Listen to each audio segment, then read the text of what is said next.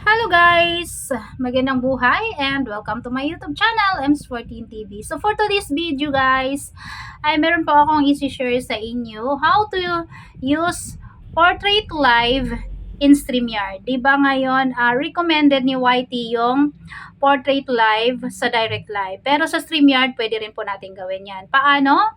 So ako'y nandito na sa ating StreamYard.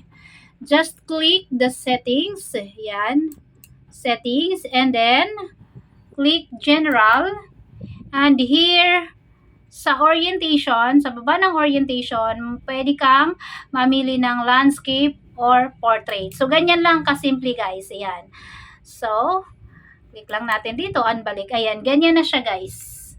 Yan, so pwede naman siyang malagyan din ng background, pero medyo maliit na nga lang. Ganyan. So kapag may guest ka, so ganito yung magiging itsura, nasa baba yung mga ibang guest.